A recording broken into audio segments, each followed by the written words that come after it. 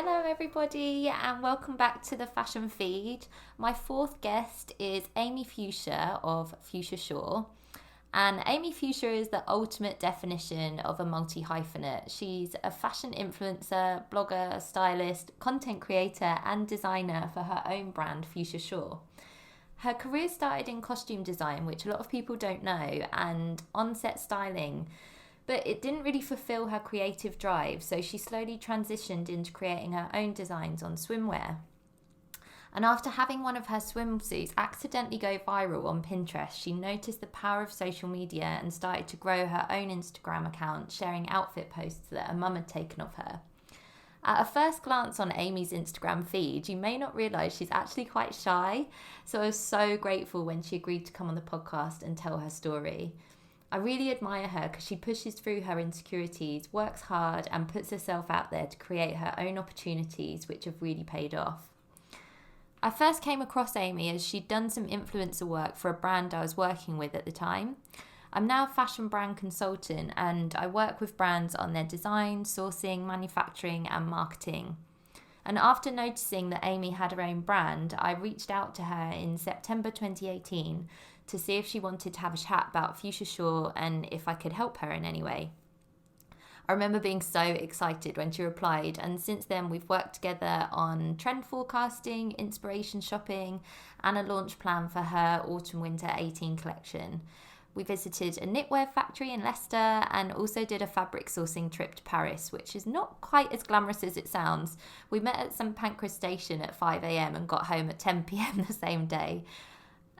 Amy came over to my house to record the podcast and my cat Vinny was sat in the corner listening to the whole interview. Amy was wearing dad jeans, a grey sweatshirt, an oversized black denim jacket, white sports socks and chunky trainers, and I just looked an absolute mess as usual. And in this episode we cover how to grow your account by creating content and telling stories that really resonate with your audience, an honest account of her struggles with manufacturing and how she overcame them, how she sold out her first bag collection in 15 minutes, which is an absolutely amazing story, and her insecurities about the brand and how it's perceived. We also have a look at how to create a manageable collection within your capabilities and also the trends that we're really excited to see launch in 2019.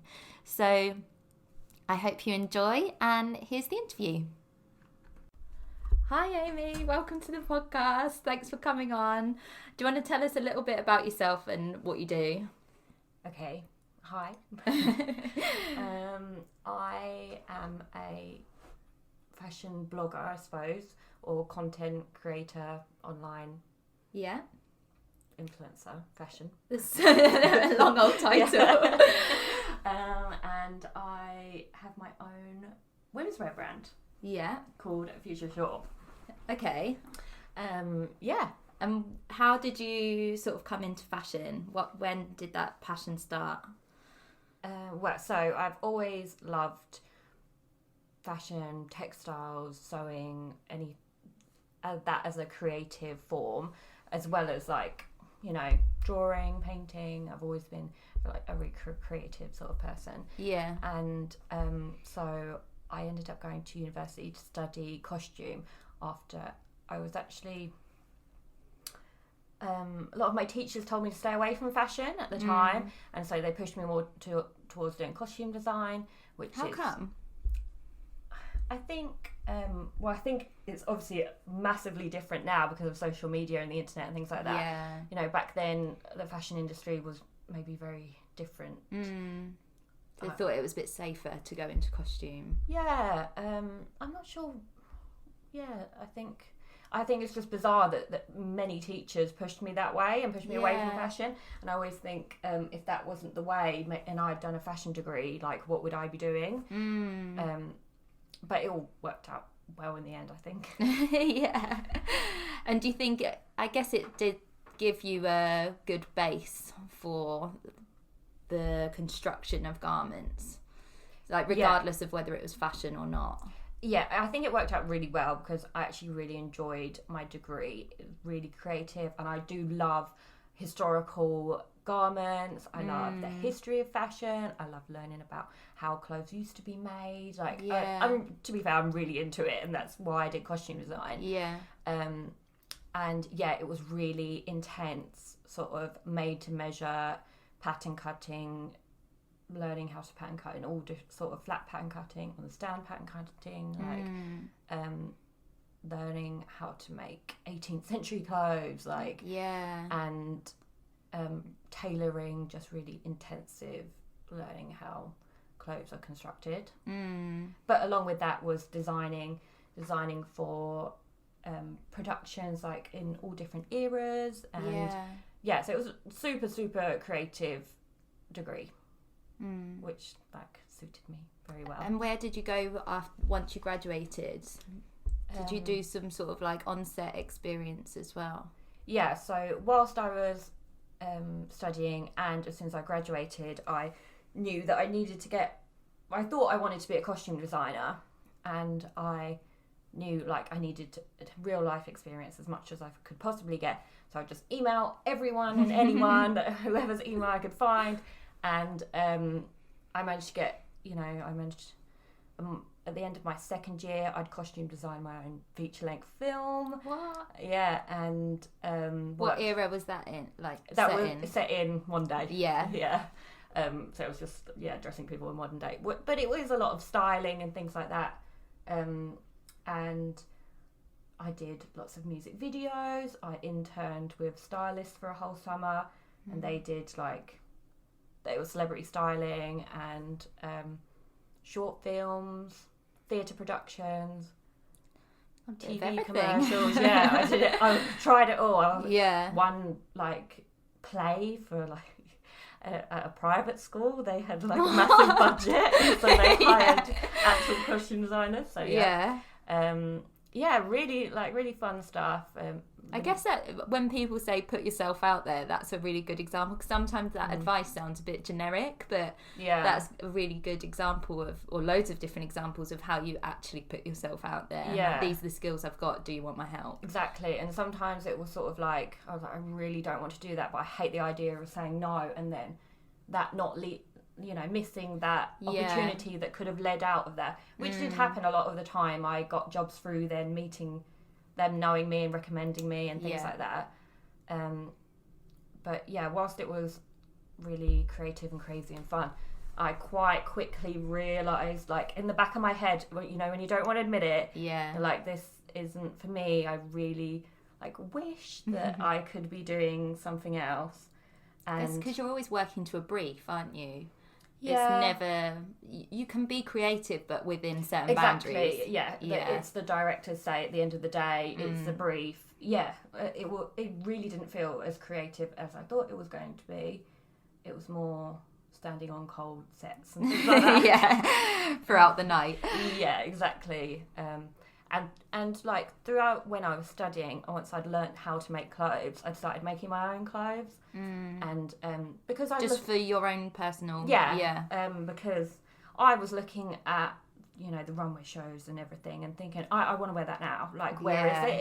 It's not in the shops. I'm on board with that trend already, where the shops don't have it yet. I'm gonna make it myself, and they're not the best made clothes. I still have them, but and so. What year was that ish? I'd say 2014. Yeah. That I started wearing in my last year of uni. I started wearing a lot of my own clothes that I'd made. And what kind of designers were you looking at for the clothes that you liked? Is it still the same kind of designers now? No. I still like the stuff now, but I was going for a real minimal time. Okay. Yeah, really minimalistic, sort of the Rowe Olsen twins. Yeah. That sort of oversized minimal. Tense. Yeah. It works out great, easy to make. Yeah, exactly. Yeah, a lot of frayed edges, long dresses, quite arty. Yeah. I look like a proper art student. Yeah. Definitely. So then you started doing the swimwear. So how did it go from making stuff yourself to selling stuff? Okay, so whilst I was working on one last film, it was a really horrible one, and I sort of knew like I need an out, like I need to be doing something else. And so on my days off, and also because I was feeling really sad and like it wasn't working out for me, I was having a horrible time, wasn't getting paid, and so on my days off, and I'm not feeling creative as well, and I need to be always doing something creative. And so I'm starting to sew dresses, because I think I'd seen a few people selling them online. I was like, I'll try and make one of those. Made a dress, went onto Depop, put it on Depop, and sold it for like 30 quid, and I was chuffed. It was probably like 25 quid, and I was still like chuffed. And like the weight through like £300 worth of work in that dress. Exactly. And so I bought it, and I was like, oh my god, so nervous for them to get it. And did you put any labels or anything in it? Or? No, I just bought my boyfriend had given me an overlocker machine for my birthday, I think. Oh, how romantic. I really wanted it. And she got it, and then she messaged me like, and I was so nervous. She was going to say it's rubbish, I want it returned, like doesn't fit, like bad quality, whatever. And she was like, oh, like, can I have another one, please? And it just sort of like, whilst I was working on this film, on my days off, I would sit and make dresses, and it was all made to order, so I had no money, but that was fine because they were paying me. Then I'd buy the fabric in. And did you tell anybody at your work this is what you were doing in your spare time? I think I did once it started, like it was like worthy of telling people. Yeah, exactly. Like I was actually making quite a lot of dresses, and so the dresses were going really well, and people would say to me, can I have a dress like this? And I'd feel like it'd be a nice challenge to make something, to be able to pattern cut it and stuff, even though these dresses are nothing I would ever wear. They're not my style at all. And then somebody said to me, can you make a swimsuit? And I was like, oh yeah, give it a go. And from the swimsuits, I felt like I could put my design into them, whereas the dresses were really generic and also misguided and things. I started like picking up on that style of dress. And so I really felt like I like to be a designer, and I really felt like, there was no design behind it. Whereas with the swimwear, I felt like I had unleash designed your it. creativity. Yeah, exactly. And it felt like these are my designs, and this was sort of like the beginning of like, oh, I really like having my own brand. Like, I've always been a designer, and it's like, oh, finally I'm a designer. I'm making this swimwear. And it was actually my friend's hen do, and I bought a massive bag of swimsuits and was just like, please girls, like, do you mind putting them all on? And they're all so good, and they all let me take loads of pictures and like be my models. And and then from that I was making swimwear to order full time on Depop. And then I started an Instagram. You're quite ahead of your time on Depop, because it seems like everyone's just kind of getting into it over the past year or two. Like everyone's kind of known about it, but the fact that you actually were selling on it at that time. And it was my main, definitely for the dresses, that was my main like where I was selling. And and it worked really well. It was sort of word of mouth thing, and got to the point where people would be like, I met a girl in a club wearing your dress, I want one. Ah, that's so good. So they were kind of telling your story for you. Yeah, although I kept it under the radar that it was me doing it at all. I didn't want anyone to know that. Yeah. Just because, I don't know. It's not where you wanted to go in the future, I guess. No, I knew. It was just like a practice run. Exactly. It was like, oh, this is working. Oh, like, yeah, exactly. Always in the back of my mind. I know nowadays you're meant to like speak things into existence, but I definitely wasn't doing that. It was just in the back of my head, like, oh, I really wish, like, that maybe one day, maybe I could. And I do. Yeah, I mean, and I did start to make my own like women's wear designs, but it and I think I sold like one jumper. Yeah. But it's hard making women's wear yourself is completely different. Just a lot more time consuming. I could do the swimwear quickly, whereas I couldn't with like women's wear. Yeah. And with the swimwear, what was the turning point of that? There was one swimsuit that went viral, wasn't there? Yeah. So it was a picture of my friend, the hen, on the hen do. Yeah. And I'd taken all these lovely photos of her, and Where was it? Where about? Like, in Ibiza. Of course. Yeah. And, we were staying in this lovely villa, and suddenly, well, I didn't know what it was, and suddenly I got an order from America, and I was like, and so by this time I'd set up a website, and was selling the swimwear through a website and everything. Yeah. And I got an order from America, and I was like, oh, that's weird. Like, wow, cool. Like, and then, I got another one for the same swimsuit, and then another one, and it got to the point I was making all day with these same swimsuits that were all going to America. And I think I finally said to somebody, one of the customers, like, where did you find me? And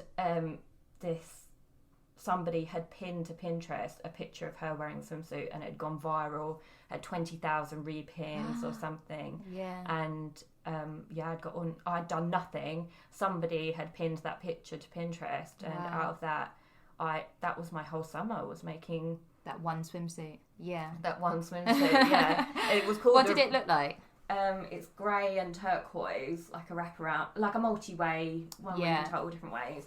And it was called the Rosanna, and is that after your friend? Yeah, and I always say, oh, that's the summer of Rosanna's. Like, yeah, Rosanna went viral. Yeah, where I was sat making them all day, every day. Yeah. But yeah, it was really good. It felt really nice for people to want them, and the feedback I got was incredible, amazing. I couldn't believe it that people were so positive about it. And it was really nice. And then from that, I guess you saw the power of social media or the internet that things could have. And is that kind of when the blogging started, around that time? Yeah, so obviously this had given me confidence, like, okay, if I can do this, I can definitely, I can give it a go at women's wear, and it be my own designs and something I'm really passionate about. If I can do swimwear, I can do this. But like, from transitioning from making and doing everything yourself to manufacturing and production elsewhere is just a whole different world. Yeah. And like, for a long time I was like, in the back of my head I was saving all the money that I was earning from the swimsuits, because I was knowing full well that like this, I needed to make it bigger, I needed to move on, and in the back of my head, I knew like women's wear one day, like, so I'm going to need to save the money to start up, and it's not cheap. Yeah, and I was just like at my wit's end, because I just didn't understand how it worked, how I could get a manufacturer. There's no information out there. No, and it was, oh God, I remember being really upset about it actually, and like just in frustration. And then I'd found a workshop to go to that was how to produce your own fashion label, and it was really expensive, but I was like, I don't care, like, I'm at that point, like, I'm ready, I want to do this. And after I did that, I had a bit more clued up, and I was like, right, let's How do long it. was the course? A week, 5 days. Oh, okay. Yeah. And we like visited a little factory, and which is like right near my sample maker now, which is like really weird. Yeah. Like I walked past full it. circle. Yeah. And and like learnt about terminology and stuff like that. Like I'd never heard of a CMT before I went on that course, which is exactly what I needed. Yeah, cut, make and trim. Yeah, cut, make and trim factory, which is like smaller, can do small runs and all that sort of stuff, which is exactly what I needed. So you provide the patterns, the designs, and the fabric and everything, and they literally just cut, make and trim it and send it back to you.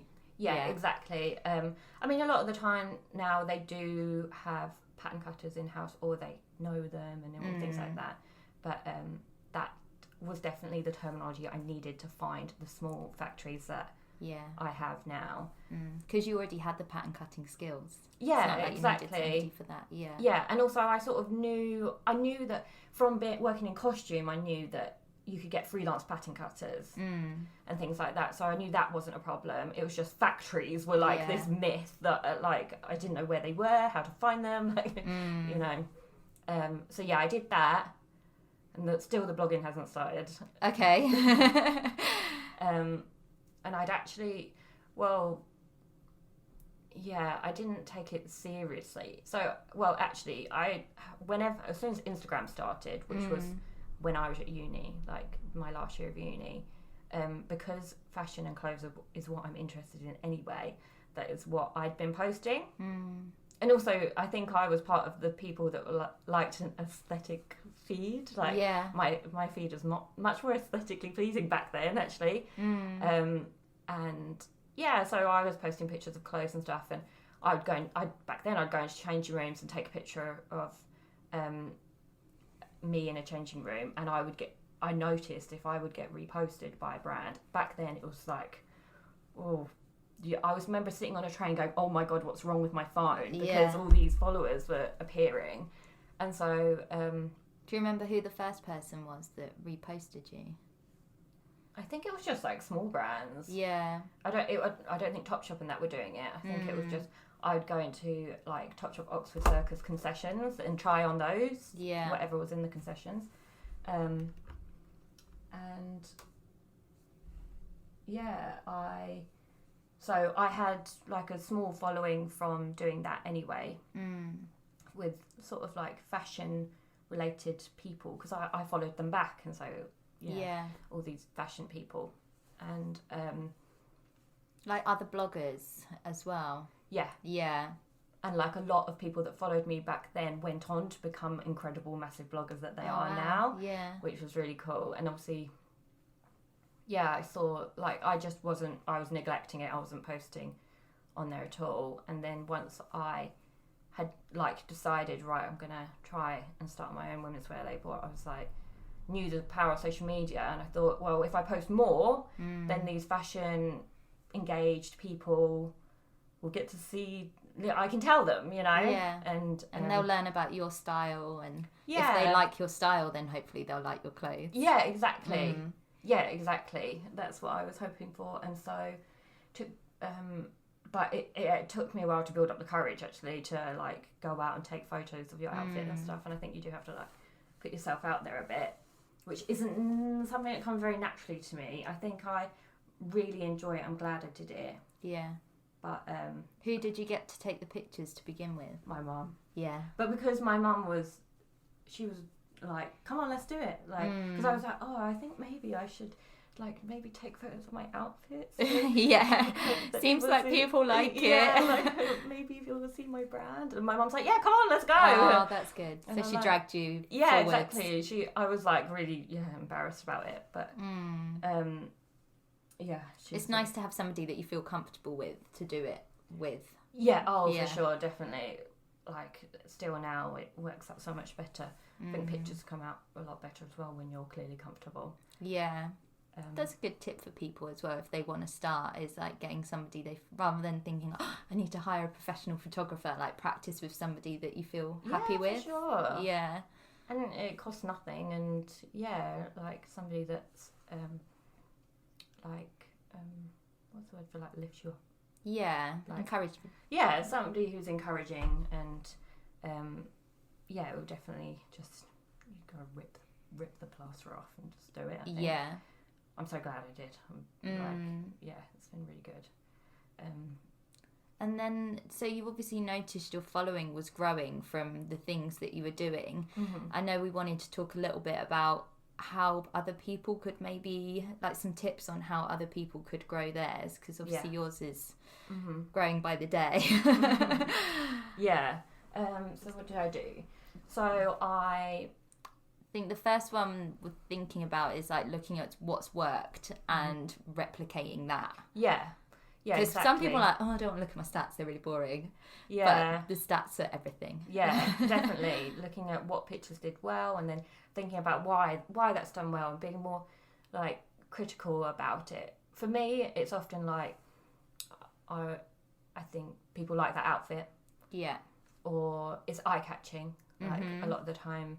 I remember when you said that to me, it took a couple of days for it to kind of sink in about what it meant, because I guess if you think about the speed that people are scrolling at, it has got to catch someone's eye, literally eye-catching. Yeah. You can't take it too personally because people are scrolling so fast. Like, I think you get like half a second or something. Yeah, because sometimes I know my thumb carries on scrolling even if I'm not looking at the screen sometimes. It's just a body reaction, Yeah, so, eye-catching, definitely. And, especially... being consistent.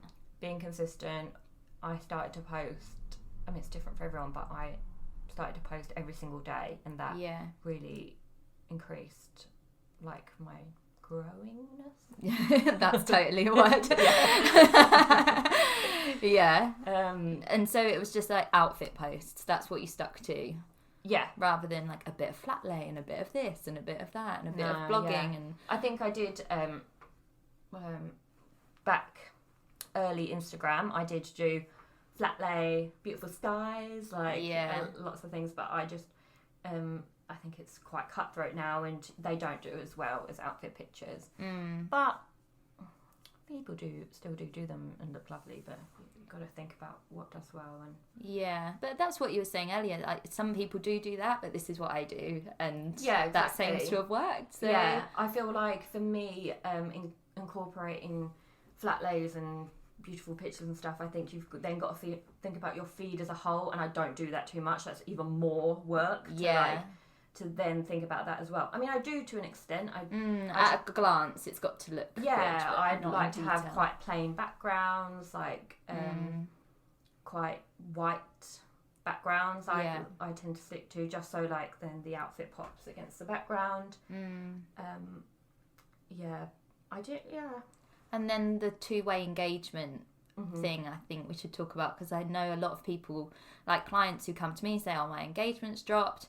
And I'm like, okay, well, what do you do? And one thing, they'll post from a planning app rather than from their camera roll, which I don't think Instagram necessarily likes. Yeah, I've heard that that's bad. You've got to be in the app and show him or her, the Instagram god, that you're in it and you're ready to be sociable, and actually replying to people's comments and replying to people's posts and DMs and likes and sort of.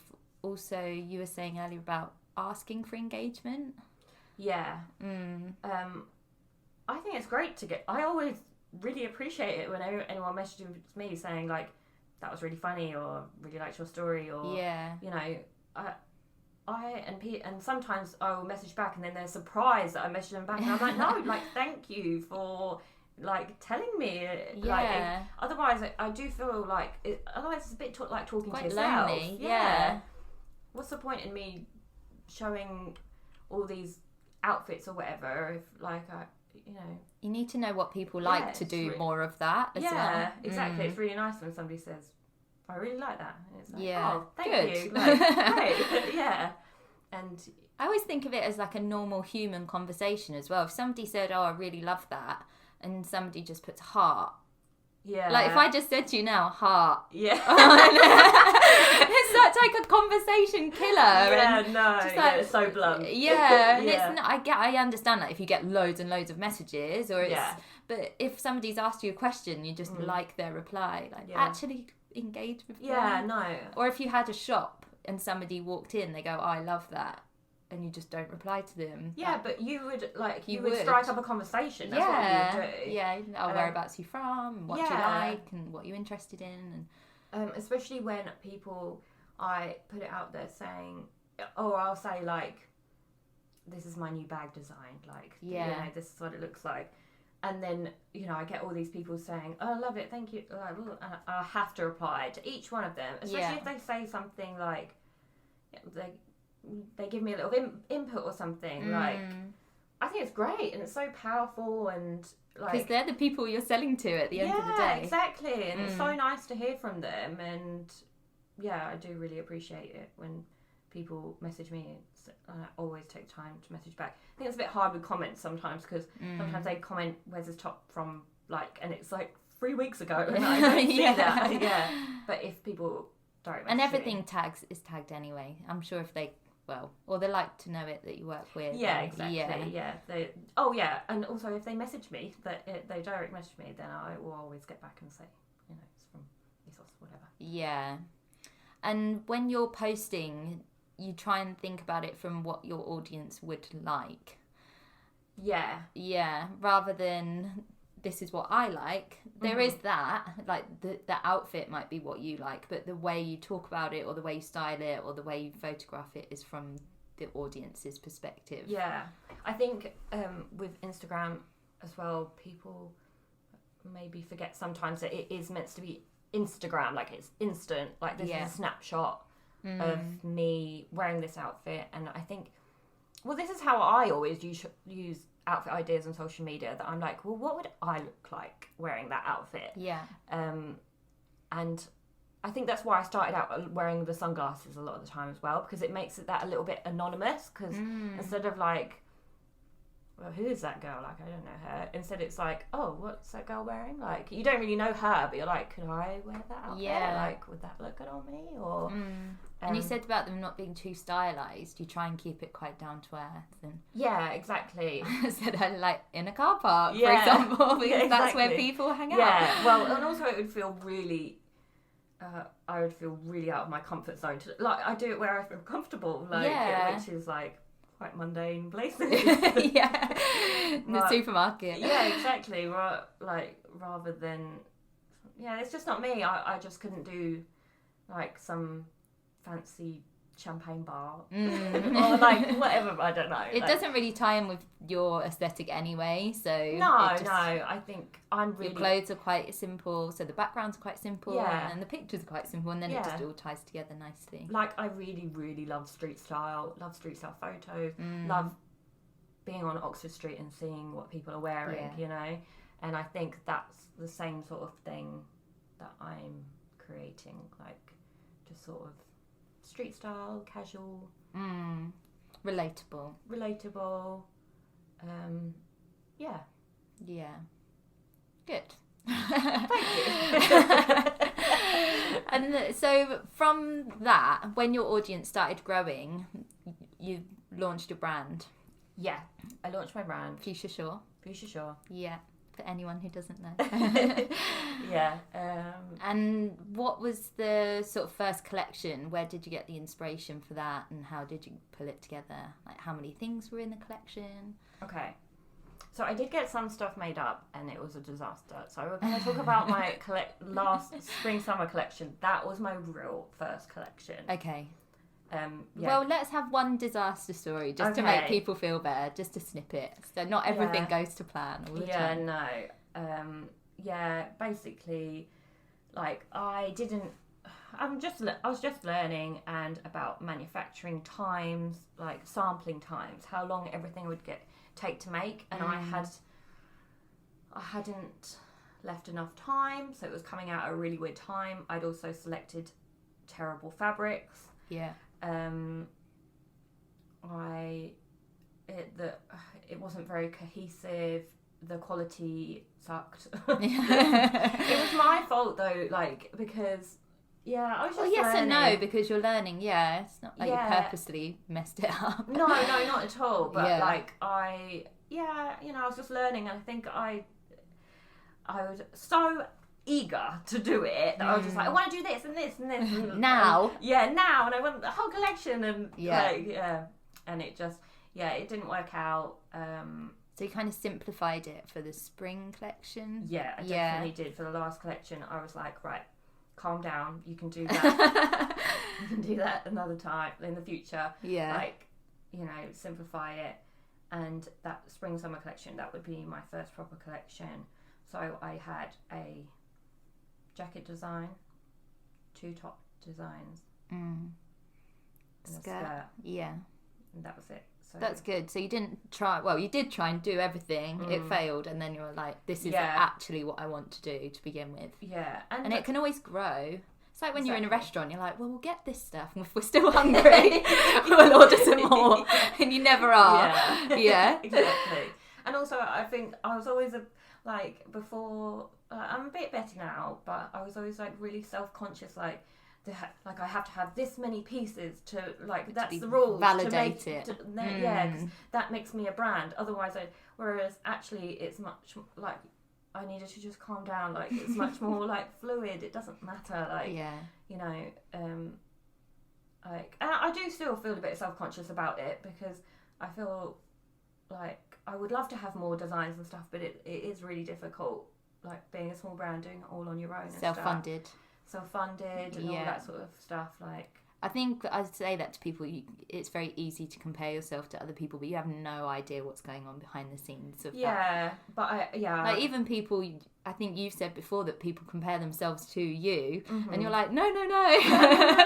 It's been really hard, but maybe you just don't always shout about it, and those things are happening with other people as well. No doubt about it. Exactly. Yeah, it's just sort of like one of my insecurities. I think people will be like, "Oh, is that it?" Like you know, and nobody's ever said that. Yeah, you think I'm sure somebody might have said it behind the door. I know, it's just me making things up. And then I think of other brands that I really aspire to, and they literally have like 3 pieces. And they sell them for like 4 years. Like, you know, so yeah. And it links back to the slow fashion idea that it's not high volume, high turnaround, get it in, get it out, sell it. It's actually more considered. Yeah, I think that actually, that completely reduces value out of clothes a lot. Whereas, some other brands I aspire to have literally been selling the same design for years and, you know, because they've thought about making it timeless and they've thought about the construction and and it obviously works. If they're still selling it, it must be still selling. Yeah, exactly. And a little bit of, like, exclusivity within the brand. Not, like, in a horrible way, but in making that a nice thing. So it's like if you have, say for example, your bags that you did, maybe we could talk a bit about that, the fact that you bought the fabric, it was ruined, and then you turned it into something cool. Yeah, exactly. That was and then it sold out because it was exclusive and everybody wanted to have a little part of that story. Yeah, that was amazing. So how did you so when you, let's tell the story for people who don't know, you unrolled your vinyl fabric that was meant to be for some trousers, and it had scratches all over it. Yeah, so I had really wanted some vinyl fabric for years. I had been searching around London. Fabric is a big struggle. And I came across this vinyl fabric and I was like, oh my goodness, it is incredible. It's all I've ever wanted. And he was selling it at an amazing price, like too good. I know. In hindsight. And also, what happens a lot is that I go there. I'm like, I love it, love that fabric. I'll come back next week to get it, and it's not there. They go quite quickly, and so which isn't the normal side of me, the impulsive side. Actually, my mum was there. It was probably her. And I just was go like, for it. So I was like, right, it's mine. I buy the whole roll. Like, I want it. Amazing. God, so excited. Things I can make with it, you know. Because I hadn't actually designed something yet because I hadn't got the fabric. And I got it home and was like, oh gosh, there's a mark on it. And then rolled out more and I was like, oh dear. And like, I'd actually got some trousers made out of it, and the pattern cutter said to me, like, there's these scratches there's all these scratches all over it, like you need to send more fabric, like we haven't got enough. And then I was like, the trousers were great, loved them, but I was like, well, they can't go into production because cutting is takes the longest part usually, and they're going to have to cut, and instead of having like a layout of the patterns, they're going to have to cut round all these scratches. The time it would take, and they'd probably get like, you know, like 10 pairs of trousers out of like this massive roll, and all this fabric would be wasted. So I was just really sad and hid it away. And then about not long ago, it's only at the beginning of 2019, I think, that you thought about doing something else with it, like maybe February, I think. I put on my Instagram stories saying like, this is the story behind this fabric. It's beautiful, like, because it is really nice fabric, but it's got these scratches across them. I mean, they're not bad. They you know, they don't harm the fabric in any way, and it's just an aesthetic thing.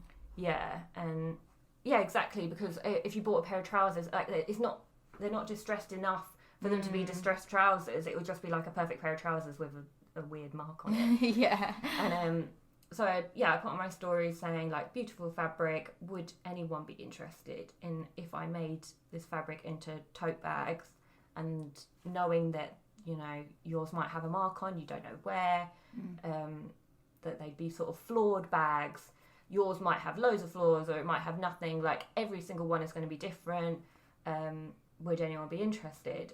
And I had my notifications turned off, and so I was like, like, clearly not.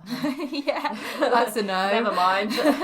And then open my Instagram. I have never received so many messages in my life. It was incredible. Yeah. The response from people, I was like, wow. Like, where's this come from? I know, and it was so nice. And the fact it was such a spontaneous idea as well. Yeah, exactly. It was really just so organic. You are spontaneous. Yeah.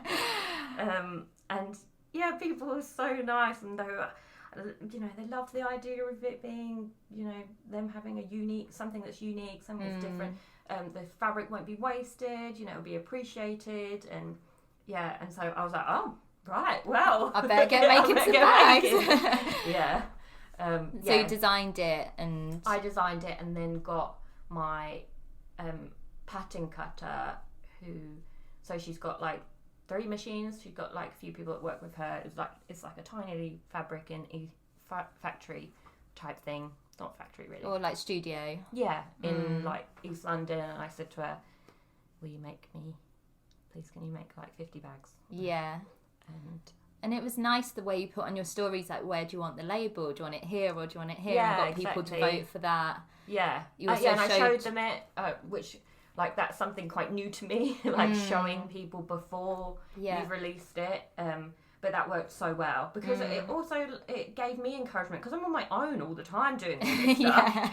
Like, to have people go, I love it, like, I really want one, like, really is encouraging. And yeah, I think I said to you, didn't I? Like, that has completely changed my mind. I need to show everyone beforehand, like the story behind the products, and exactly, because I think people were really interested, and it was great for me as well. Like, I really enjoyed it. Yeah.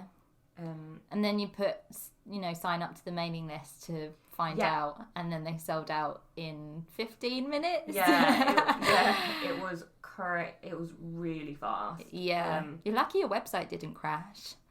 Yeah. I don't know. So I did a mailing list, and then through that you could buy them. I couldn't believe it. It was amazing. It was so good. But I don't think they would have there's no way they would have sold out in 15 minutes if you hadn't told that story. No, exactly. And people knew how many there were. Each one of them was numbered. By you. Yeah, I numbered each one of them, and people knew there weren't many, and people were saying to me, like, oh, I better be fast. And they went around the world. Really? To at least 7 of them went to different countries. Wow. Yeah. Which is just crazy, because they're time difference, so they'd had to work out when it was the email was going out for them, and they went crazy quick. It was great. It was so good. That's so good. It's such a good story. I love it.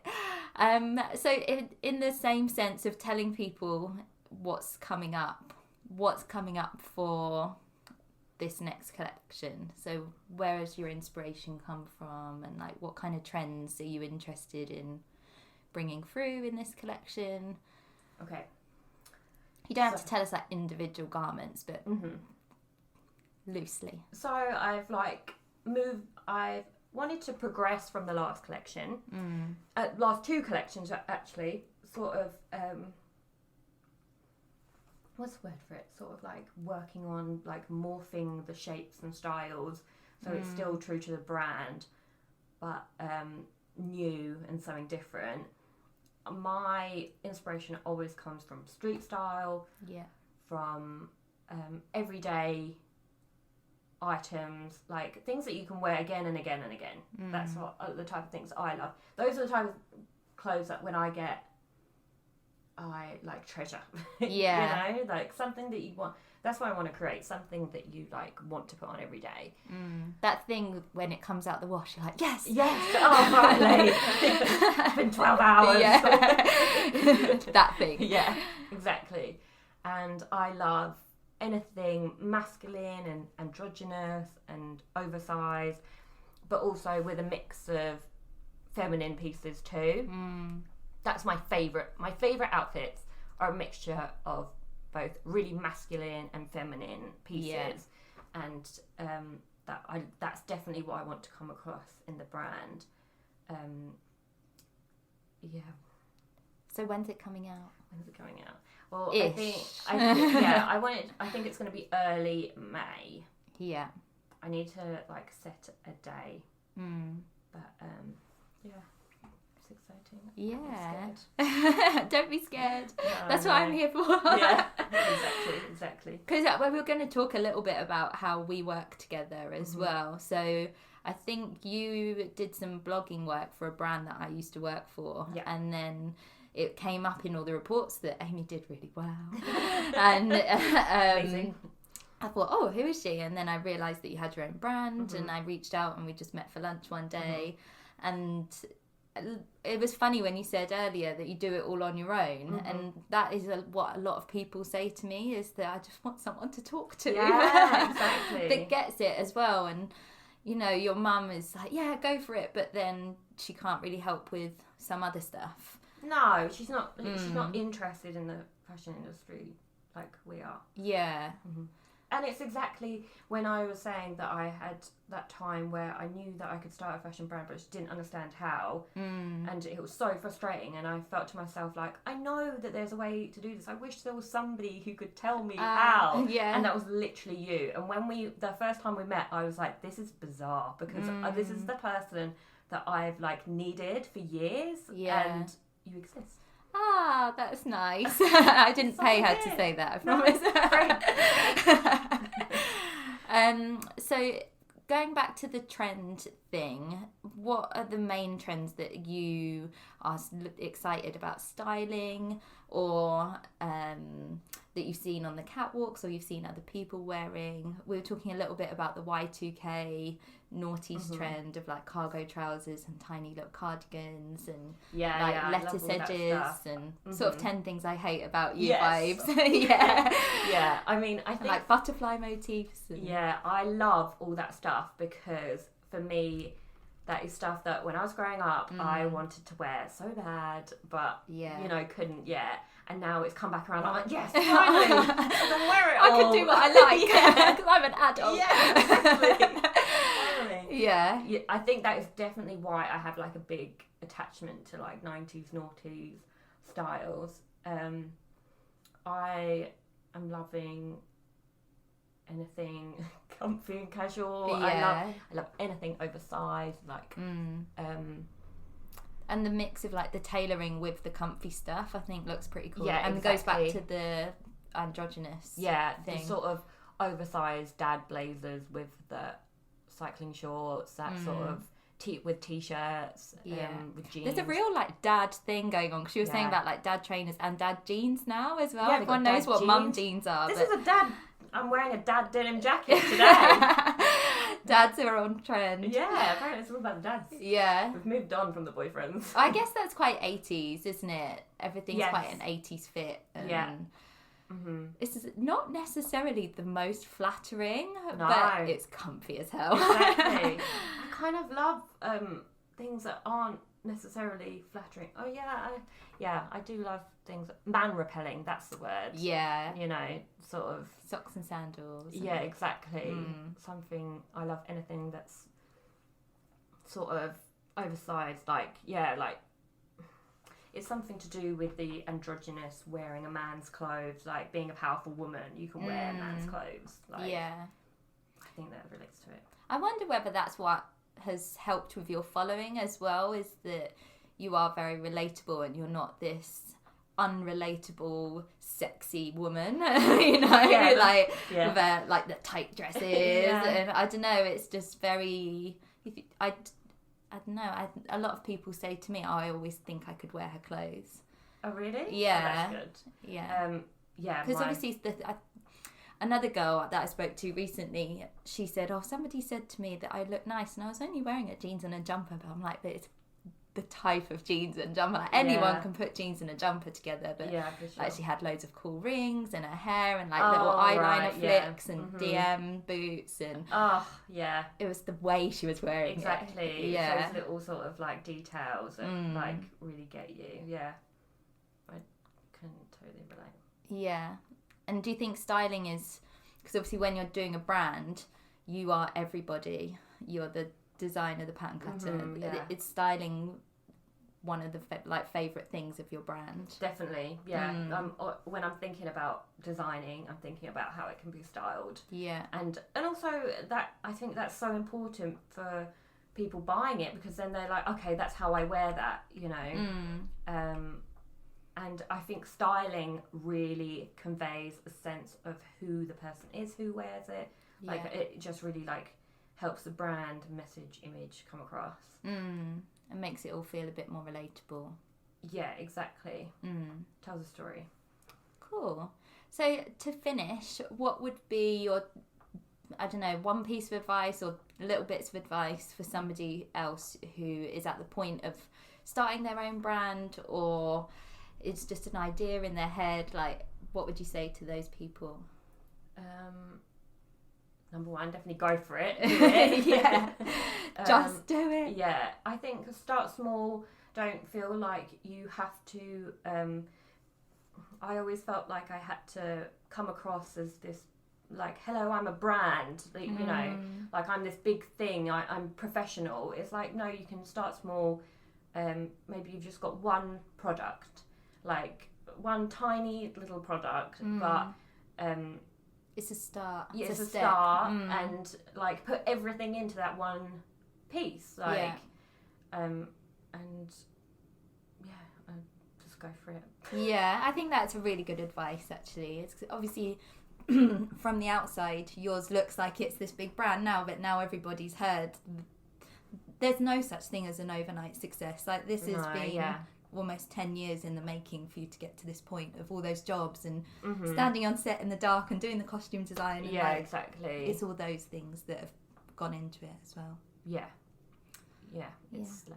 It's slow fashion. It's slow fashion, that's right. Oh, well, thank you for talking to me. You. See you soon. Bye. Thank you so much for listening to the interview with Amy. Everything we discussed is in the show notes, so if you want to find out more about Amy, the links are below.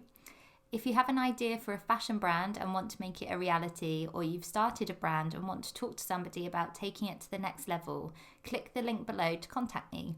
I'm so passionate about helping independent brands succeed and thrive in the fashion industry.